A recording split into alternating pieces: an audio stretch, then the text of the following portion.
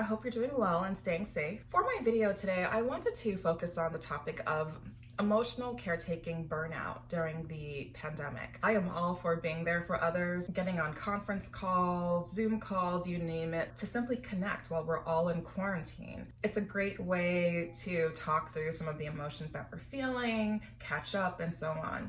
That said, my number one tip in this video is set boundaries where appropriate, because you really can't be there for others if your cup is empty. Set boundaries if you need to reschedule a call, if you need to take time for yourself for some self-care and wellness routines, I say go for it. Because you don't want to go through emotional caretaking burnout where you just simply don't have anything to give in terms of conversation and you really can't maximize your presence in someone else's life because you are just done. You're tapped out. I think it's very easy to go through emotional caretaking burnout these days because we are often in conversations with those who feel anxious. They may be revved up from like a political standpoint. They may be revved up from like the thousands of articles that are floating around these days about COVID.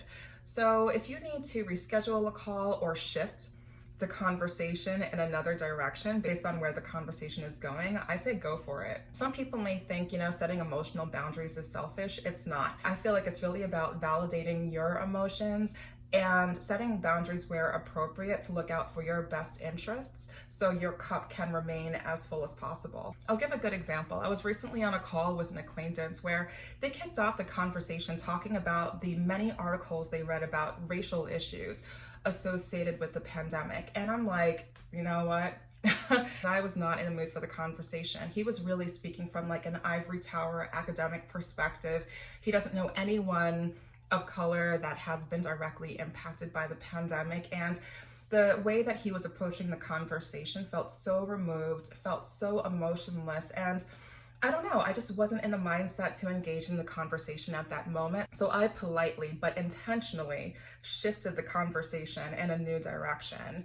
And I felt better for it. I really feel like it's important to set boundaries where you feel like it's needed so you can continue to maintain good relationships while also taking care of your emotional needs at the same time. And you know what? If you need to reschedule a call so you get some extra sleep, or you reschedule a call because you simply want to chillax and turn your mind off for a little while, I say go for it. So yeah, that's my video for today. I hope you enjoyed. Let me know what you think in the comments below, and I will see you soon in an upcoming wellness video. Bye.